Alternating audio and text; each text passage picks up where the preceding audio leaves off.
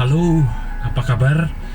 Tentu di hari yang menyenangkan dan luar biasa ini kita siap untuk belajar dan sharing bersama bagaimana saya, Hendy Stiono, Turki Baba Raffi, sekaligus saya sebagai Presiden Direktur dari PT Baba Raffi Indonesia yang saat ini telah mengoperasikan lebih dari 500 outlet di seluruh Indonesia dan telah memperkerjakan lebih dari 1.000 orang karyawan.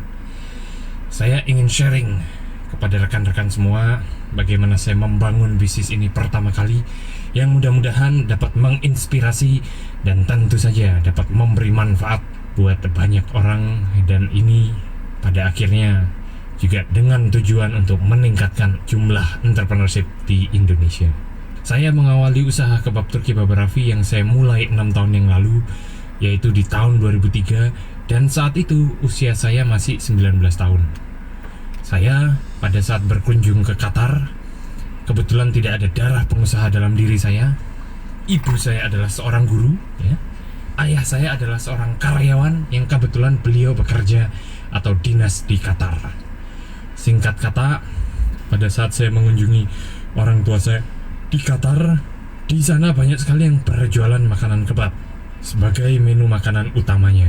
Jadi kalau di Indonesia banyak makanan khas daerah seperti soto, bakso, ataupun rawon. Nah, di Qatar, kebab ini sebagai salah satu menu makanan utama. Sehingga pada saat saya mencoba makan kebab tersebut, muncullah ide untuk akhirnya saya bawa ke Indonesia. Dan kemudian saya memulai dengan satu buah outlet gerobak dengan modal awal 4 juta rupiah. Tidak terlalu besar tentu saja, tapi saya berharap dengan adanya keajaiban ini dapat merubah dan memberi manfaat buat banyak orang. Di awal dari satu gerai yang saya mulai, saat itu saya masih berstatus sebagai seorang mahasiswa. Saya adalah seorang mahasiswa yang kuliah di ITS jurusan Teknik Informatika, salah satu kampus perguruan tinggi favorit di Indonesia. Pada saat saya masih kuliah, IPK saya cukup memuaskan. IPK saya rata-rata 2,01 belum sampai nasakom, ya. Artinya mau lulus pun saya juga bingung mau jadi apa nantinya dengan IPK yang pas-pasan tentu saja. Sehingga dari situ saya memutuskan untuk fokus pada bisnis saya saja. Saya menekuni usaha kebab ini. Saya konsisten membangun merek, membangun reputasi, serta integritas yang tinggi yang saya lakukan dalam kaitannya membangun usaha kebab Turki Baba Raffi ini.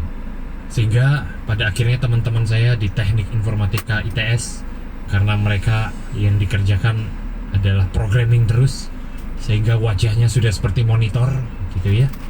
Teman-teman saya akhirnya sudah mulai pada lulus, dan saya terpaksa harus lolos duluan. Istilahnya sebelum di DO, ya, sebelum di drop out, saya memutuskan untuk OD alias out DW. Akhirnya dari situ saya konsisten membangun bisnis saya. Dari satu gerai, alhamdulillah saya bisa buka cabang saya yang kedua. Dari cabang kedua saya membuka cabang ketiga, keempat, dan seterusnya. Hingga di tahun pertama saya bisa membuka 6 cabang milik saya sendiri. Dan saat itu di usia saya yang masih 20 tahun, saya sudah bisa memperoleh keuntungan usaha 10 juta rupiah per bulannya. Cukup lumayan mengingat saat itu saya masih berusia 20 tahun dan baru saja menikah. Betul, saya menikah di usia saya yang 20 tahun. Kalau saya boleh sharing sedikit, banyak yang mengatakan bahwa untuk menjadi orang yang sukses dan orang yang berhasil, kita harus berani menikah. Saat itu saya memutuskan untuk berani menikah muda. Bukan apa-apa, karena saya percaya kalau kita berani menikah, maka kita akan dibukakan pintu rizkinya. Dan ternyata alhamdulillah, dari awalnya saya hanya memiliki satu gerai hingga berkembang sampai 6 gerai. Saat ini, setelah saya berani menikah dan di usia saya yang masih cukup muda, 26 tahun, saya sudah memperkerjakan lebih dari 1.000 orang karyawan. Saya sudah membuka lebih dari 500 outlet kebab Turki Baba Raffi, dan saya sudah meneruskan calon bisnis saya kepada anak-anak saya, dan saya sudah saat ini dianugerahi 3 orang anak yang lucu-lucu. Raffi, Reva, dan Reddy. Tentu ini adalah satu anugerah di saat saya membuktikan dengan berani menikah dan ternyata pintu rezeki saya dibukakan, dan saat ini saya sudah memiliki dan mengoperasikan lebih dari 500 outlet kebab Turki Baba Raffi di seluruh Indonesia. Tentu ini suatu apresiasi yang sangat luar biasa. Di saat saya bingung di awal kuliah, tidak jelas lulus mau jadi apa, IPK pas-pasan ya, hingga akhirnya kondisi berbalik 180 derajat hingga sampai posisi sekarang. Saya sempat mendapatkan beberapa penghargaan juga, seperti diantaranya saya terpilih sebagai Asia's Best Entrepreneur Under 25 versi majalah Business Week. Ya, saat itu adalah pemilihan pengusaha seluruh Asia yang memiliki bisnis berkembang dan berusia di bawah 25 tahun. Saya terpilih juga sebagai tokoh pilihan versi Tempo tahun 2006. Saya terpilih dan dipercaya memenangkan Young Entrepreneur Awards dari Business Indonesia. Saya terpilih menjadi inspirator perubahan ya, dari A-Malt Life Sondernalin Sound of Change. Kemudian saya juga terpilih sebagai Jawara Entrepreneur versi Kontan. Dan tentu saja beberapa penghargaan bergengsi lainnya, seperti saya terpilih sebagai juara pertama Wira Usaha Muda Mandiri dari Bank Mandiri. Saya juga terpilih sebagai Asia Pacific Entrepreneurship Award tahun 2008 dan tahun 2009 dari Enterprise Asia untuk kategori Outstanding Entrepreneurs. Saya terpilih dalam membangun usaha kebab Turki Baba Raffi ini, memperoleh Indonesia Franchiser of the Year tahun 2008 dan 2009. Dan terakhir, kami dipercaya untuk menerima penghargaan paling bergengsi, yaitu Ernst & Young Entrepreneur of the Year tahun 2009. Saya mendapatkan Special Award for Entrepreneurial Spirit. Tentu ini adalah penghargaan yang sangat bergengsi, di mana sebelum-sebelumnya telah diberikan kepada pengusaha sukses lainnya seperti Pak Ciputra, kemudian Dahlan Iskan, Yakub Utama, Pak Sudamek dari Garuda Food. Mereka adalah tokoh-tokoh pengusaha-pengusaha yang sangat luar biasa dan menjadi sebuah kebanggaan buat saya, serta menginspirasi bagaimana caranya saya bisa berhasil dan terus menebar manfaat dengan menjadi seorang pengusaha.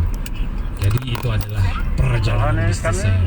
Jika dilihat di saat saya pertama kali membangun outlet gerobak kebab saya pertama kali dengan modal awal 4 juta rupiah, saat itu belum ada brandingnya dan belum ada mereknya. Banyak customer kami yang awalnya kecil ya, mereka datang dan mau memesan ya. Mereka mau memesan karena gerobak kami berwarna putih, mereka mau memesan martabak ya. Dan saya sampaikan, ini bukan jualan martabak, ini jualan kebab.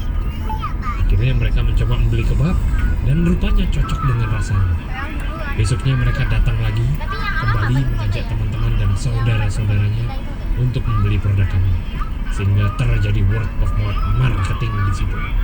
Banyak orang yang telah berhasil dan mereka telah membuktikan bagaimana konsistensi dalam membangun brand, konsistensi dalam membentuk reputasi yang baik itu dapat menghasilkan dan banyak peluang yang dapat dikejar.